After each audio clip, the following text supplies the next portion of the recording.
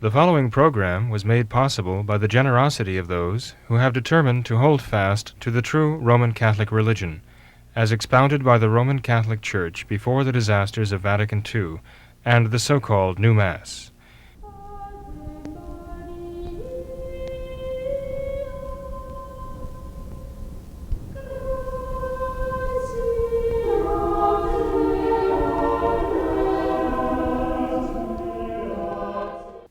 Hello, and welcome to What Catholics Believe. I am James Birch, and with me tonight is Father William Jenkins, pastor of Immaculate Conception Academy Church in Norwood, Ohio. Welcome, Father. Thank you, Jim. We've been receiving your kind emails and questions, and we appreciate them very much. And we're going to spend some time tonight answering some of your questions. Now, what we've done is many of you have been asking questions on the same topics, so sometimes I'm going to summarize the questions. At other times, I will possibly read a question that is covers the topic rather well and is rather well written, and then we'll have Father answer these questions. Quite a few responses came in regarding a topic that we had hinted at in an earlier show, and that is what happens and how should Catholics discuss the faith, and how do they interact with friends who are good conservative Novus Ordo Catholics. A few people wrote in. Some people actually had family members even who they were concerned about because they were maybe attending the traditional Catholic Mass, but if they couldn't get there, they would be attending Mass in a Novus Ordo church or watching a Novus Ordo Mass. And they were trying to explain to their relatives that this would not be condoned by a traditional priest, but in some cases the relatives were elderly and they were worried about upsetting them. In other cases, some people had friends and Novus Ordo friends, and they just wanted to help them maybe understand a little bit about the truth. So I will turn the floor over to you, Father, and maybe you could discuss a little bit about the interactions, especially when it comes to discussing the faith, that traditional Catholics might have with friends who are Novus Ordo. Well, Jim, fundamental principles apply here. And before we talk about the difference between Novus Ordo and the traditional, we have to talk about some very fundamental things, and that is the second rule that governs everything, as far as human behavior and what good you want to accomplish, what evil you want to avoid. In other words, we're talking about the virtue of prudence. The second rule is always, if you can find a way to make things better, something you can say or something you can do that will actually improve the situation, then go ahead by all means and say it and do it. Okay? However, as we all, I assume, know from experience, that sometimes there is nothing we can think of saying or nothing that we can think of doing that we reasonably expect will make things better. But we can always think of dozens of things we can say or do to make things worse.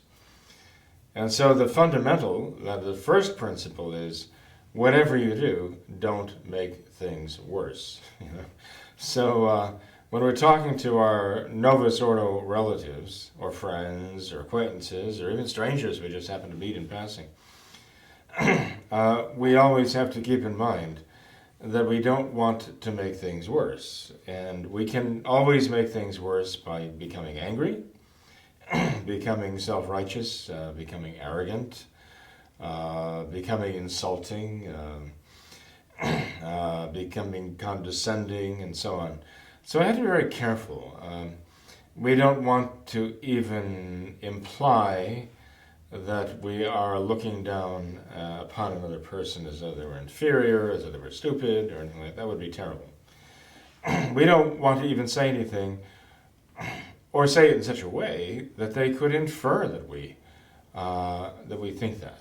So we have to be very careful and go out of our way not to make things worse, because we don't want our answers to be said in such a way or couched in such language that the actual message and significance of what we're saying is lost because we've offended other people. And their pride gets in the way, such that even if they had to acknowledge that what we're saying was true, they would be so hurt or offended or threatened by it that they would never admit it. So, I mean, there are ways to go about this that are better than others. And there are ways that are just downright wrong and damaging. And now, having said that, let's look at the other end of the spectrum, and that is when we do come to realize that the person we're talking with has no interest in what we're saying and no concern about the truth. When the other person is totally indifferent to what we're saying, or even worse, hostile, right? And truth means nothing to them. They're only, if they are discussing it with us, they're discussing for the sake of prevailing and winning the argument, then we're wasting our time. It's said that Aristotle spoke on the subject once of the principle of non-contradiction. And allegedly he said something to the effect that if a person does not admit the principle of non-contradiction, then treat him like a vegetable, because he's not rational. Think. So if a person contradicts himself, contradicts you, by relating contradictions of his own, and is constantly dodging and ducking the issues, right? Then you find that the person really is not interested in truth anyway. And so you're wasting your time.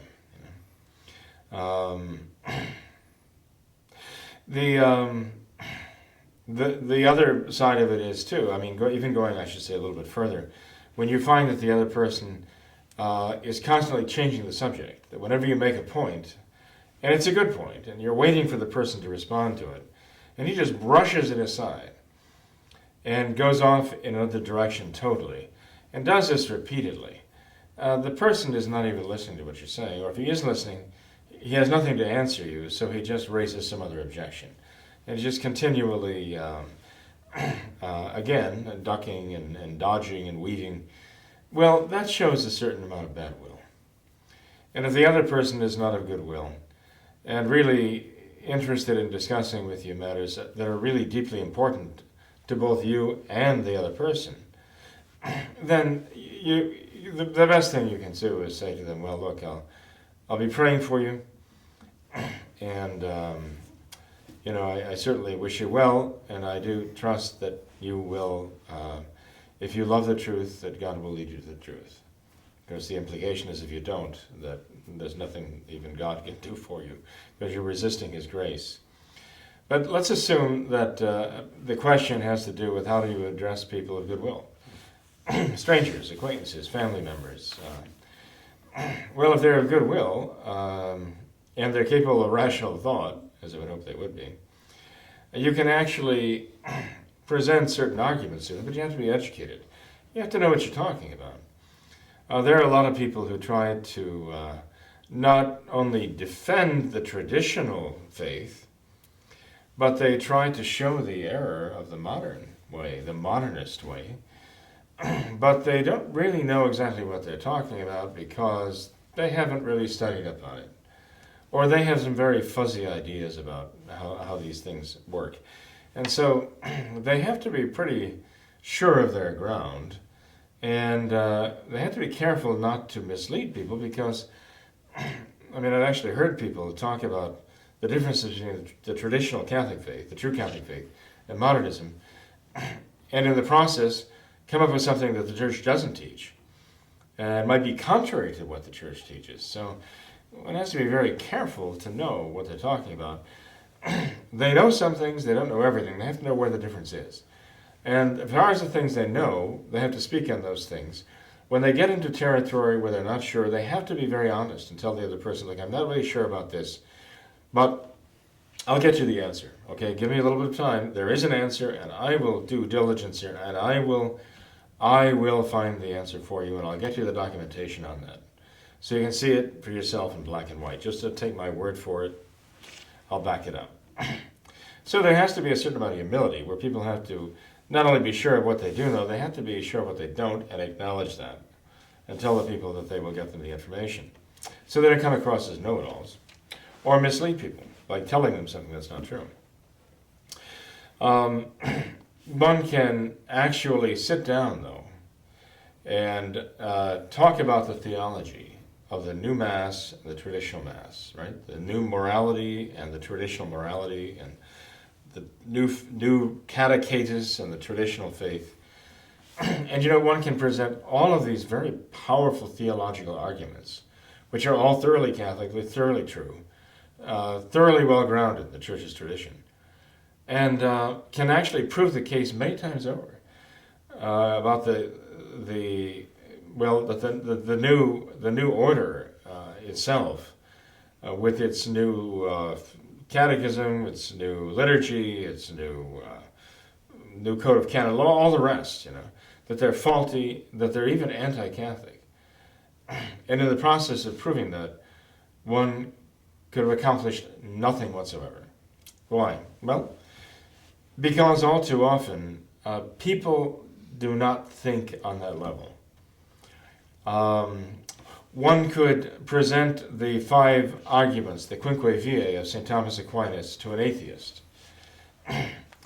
and find that these arguments of St. Thomas Aquinas for the existence of God mean nothing to the atheist today. And the reason being is not that the arguments are faulty, but because the atheist is incapable of thinking on that deeper level. The atheist simply cannot comprehend what is being said. Even the language. I realize we're using a translation, English translation, which is very inadequate to convey the power and the beauty of the Latin original of St. Thomas. But nonetheless, the concepts are there. And if one tries hard and has a bit of background, he can actually understand the concepts and what's being told to him and the arguments being made. But the atheist today is such a gross materialist very often, he doesn't even have the intellectual capacity to understand the significance of the arguments as they're being laid before him. And so it's almost impossible to convince somebody like that. Most people today think on the level of emotions, feelings, convenience, self-interest. That's it. If you step out that side of that, on a level of just what is true, what is right, what is wrong, it leaves them cold, because to them it doesn't even apply. Why are we even talking about this? What difference does this make? As far as they're concerned.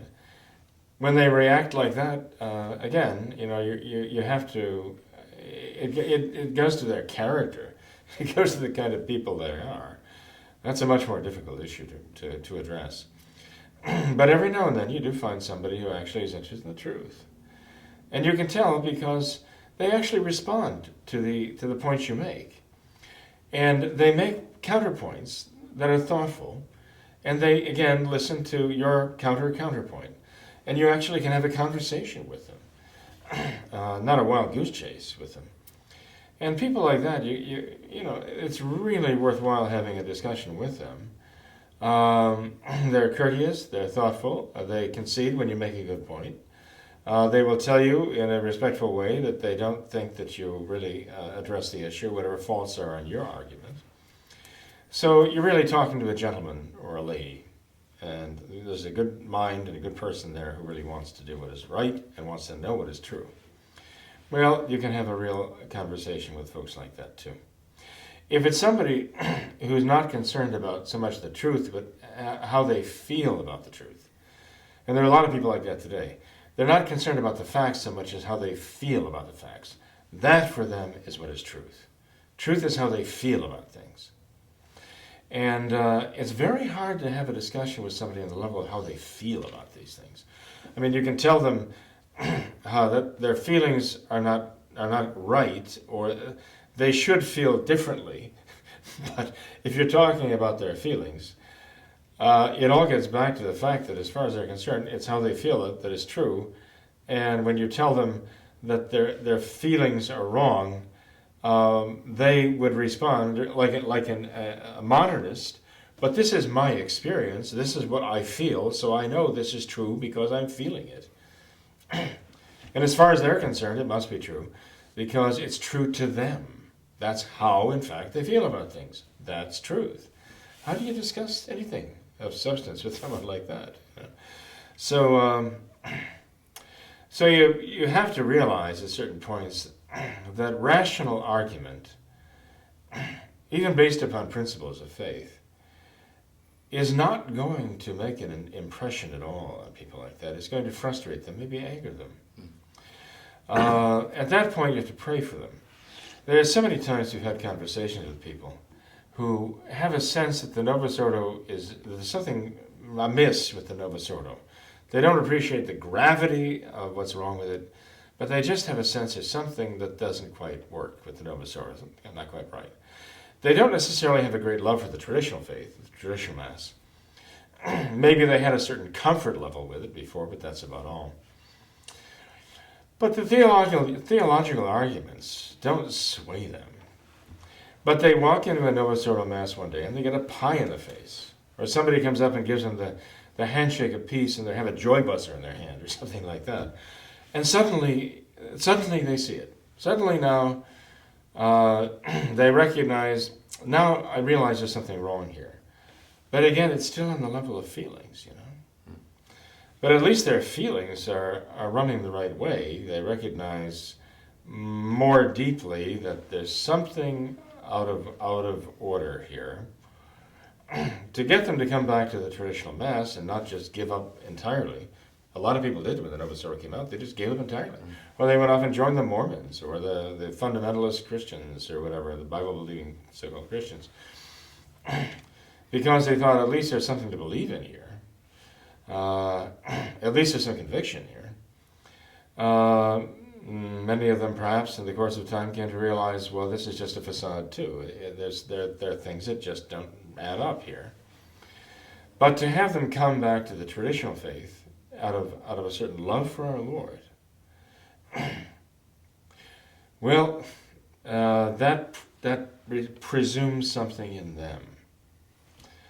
You can have a much more, shall we say, reasonable, faithful discussion with a Baptist minister who believes in truth, even though he has this conviction that his interpretation of the Bible is correct, Luther was right, and so on, than you can with many Novus Ordo Catholics, especially in your own family. Precisely because they are in your own family, and they don't take it very seriously. You know, you're just Joe or Bob or whatever. You know? Because you might find in that Baptist minister or that Presbyterian or whoever, you might find even there a sense that there is truth and there is error, there is right and there is wrong, and you have these fundamental ideas that you can work with and build on. Where you find a non-Catholic or a Novus Ordo who has a certain love for God, and they're out there, you know. We come across them all the time when they come back to the traditional faith. There's something that drove them back to the traditional faith, and that you recognize what it is. There's a certain love for God, a certain love for truth that led them back. Actually, God's grace led them back because precisely they did have a certain love for Him, and they wanted to know the truth. But when you have somebody who believes in truth, believes in goodness, and loves God, even only on that level, you can actually bring them back. Now, the specific arguments you use, well, that's another talk here. What would you say to them is another issue. Right now, I'm just on the level of how do you even regard your conversation with them? How do you even approach it? How do you even know there's anything there to talk about? Or to anyone there to talk to? You know? Well, sometimes it's not even just about the conversations. I mean, I think that your point that sometimes they might be in an Novus Ordo church and something, the guitar playing, whatever it is, just finally something rings a bell for them. It can also work that maybe instead of having an argument or worrying that it might turn into an argument, there's been many people that I've spoken to who've come, and you use the term come back to the faith, but there's also now a whole generation of people who never were in the faith, right, who might be looking for the truth. Having them just come to a Mass can be a very powerful thing. There's at least a half a dozen people that I've spoken to over the years who said, when I went into a traditional Mass, either for the first time or for the first time in 30 years, I knew that was it. It's what I had been looking for without almost realizing it.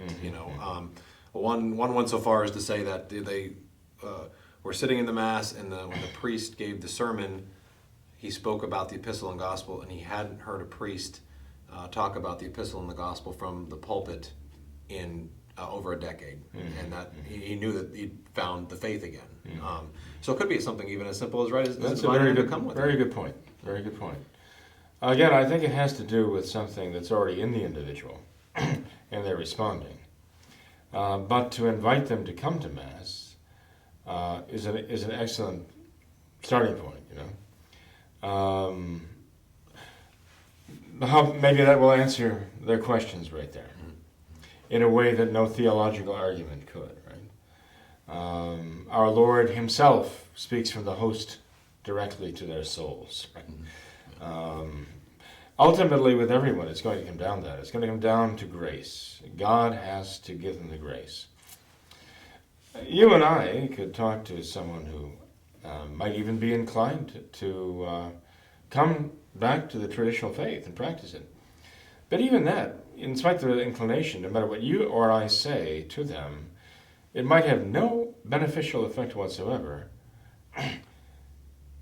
They have to have that interior grace from God to move them to accept it, and then to act upon it. I mean, time and time again on the airplanes, in the early days, I'd get into a conversation with somebody in the seat next to me in the airplane, and we talk about the traditional Mass. Usually it'd start by someone saying, well, are you a priest? And I'd say yes. And they'd say, are you a Catholic priest? And I'd say yes. And then they would say, almost invariably, well, I was raised Catholic, or I used to be Catholic. You hear that over and over again. Just this past week on my flight back into Cincinnati from the missions, I sat next to a very, very nice lady, well-coiffured and very well educated, very genteel. And in the course of the flight, she, as we were coming in for landing, she said, well, I used to be Sister so-and-so. I used to be a Catholic nun, but now I'm a Buddhist. You hear so much of that these days. And again, in talking to them, though, no matter what you say, there has to be the grace of God, the actual grace moving them to accept it, to understand it. And so many times people would say to me, oh, I really miss that old traditional Latin Mass. I really miss that Mass. I wish that Mass would come back. And then you say, well, I'll tell you what. We're both landing in Cleveland or wherever in a matter of half an hour. And tomorrow morning at 8:30 at St. Teresa of the Child Jesus Church in Parma, Ohio, I will be offering the traditional Latin Mass. So why don't you come? You've been away this long and you say how much it means to you. Why don't you come? And immediately, well, that's awfully early, or, I have to drive 20 minutes to get to the Mass, and, well, I have some business to do, or I've got people to see. Excuses after excuse after excuses. And you realize that the Mass doesn't really mean to them. They may have a certain, nostalgic response to their days of their childhood when they used to serve.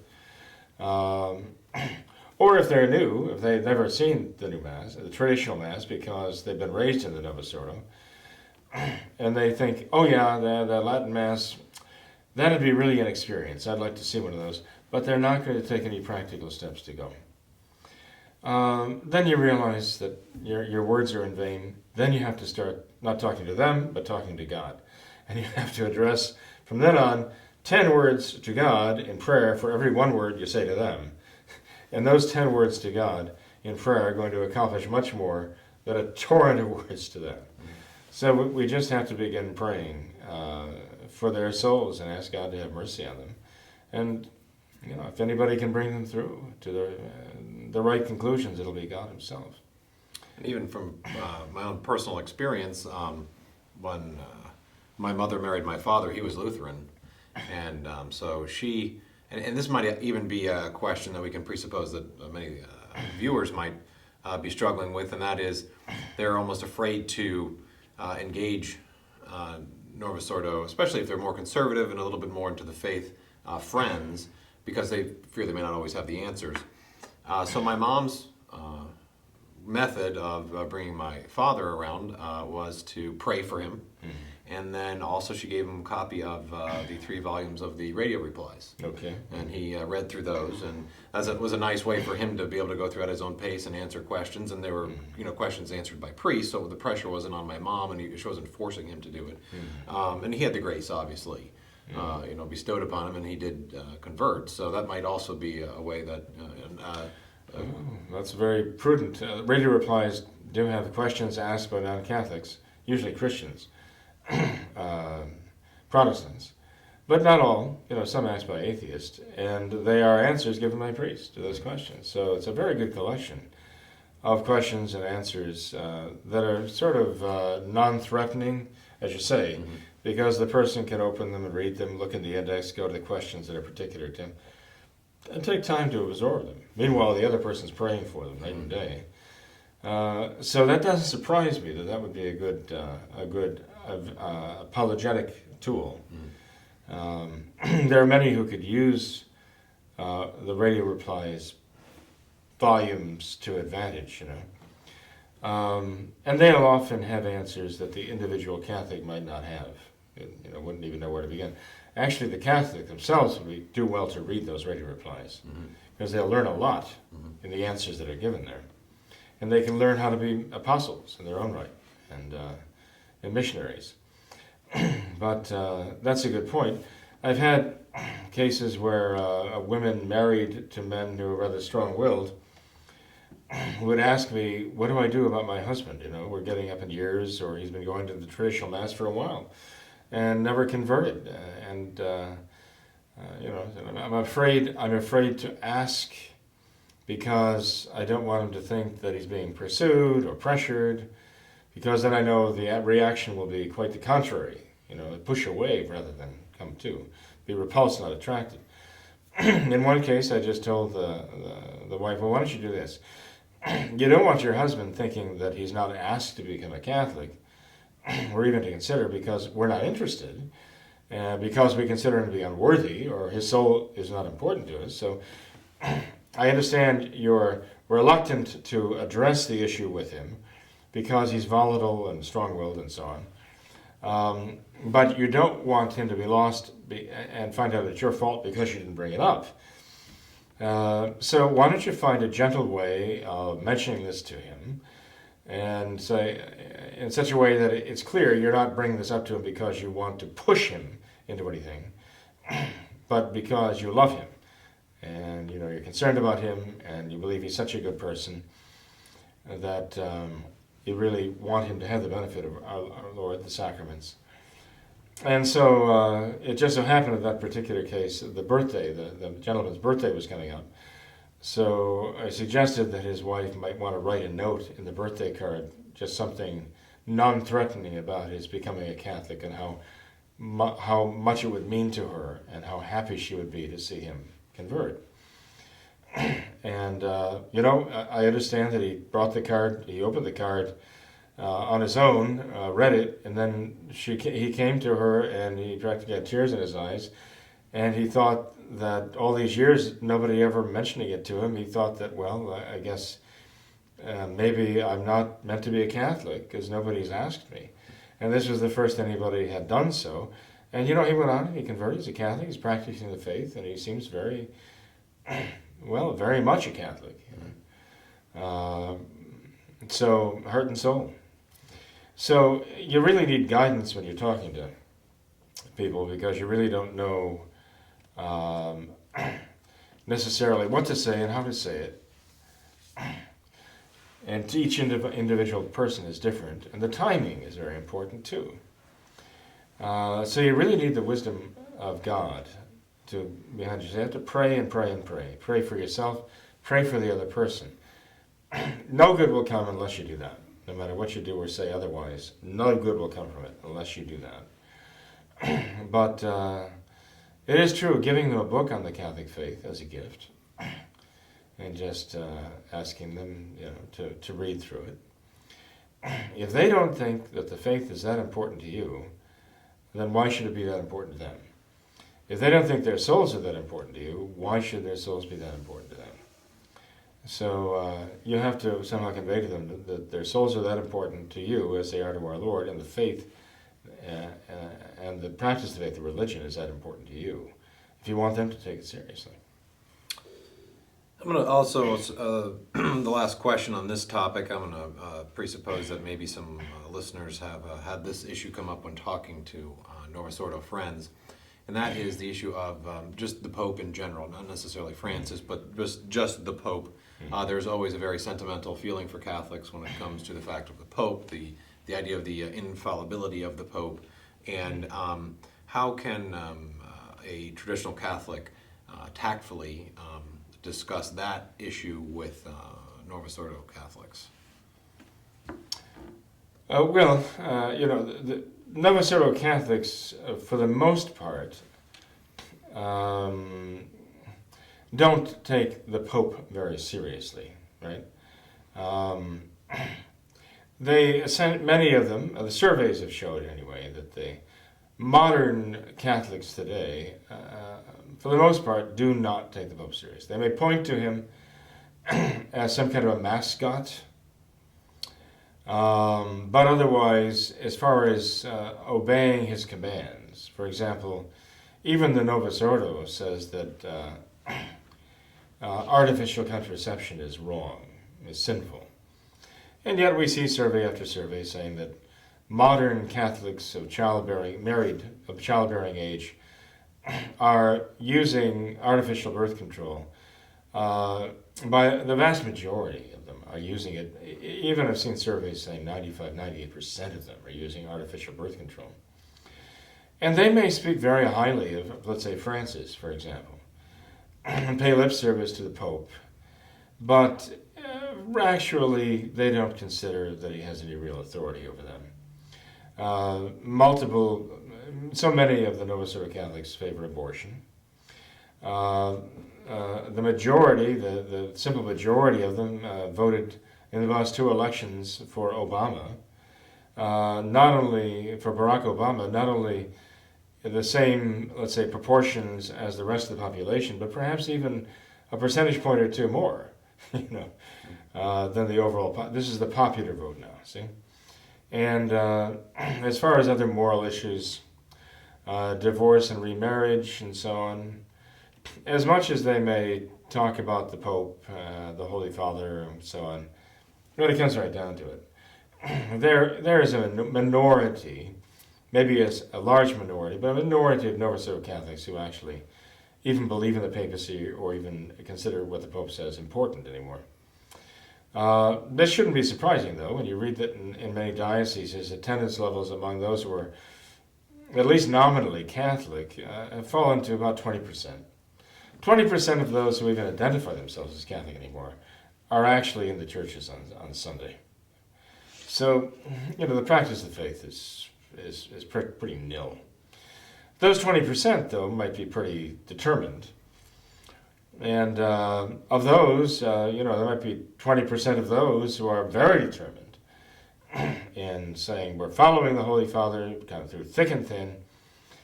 And, these are the ones you can actually talk to, with regard to the Pope and the papacy.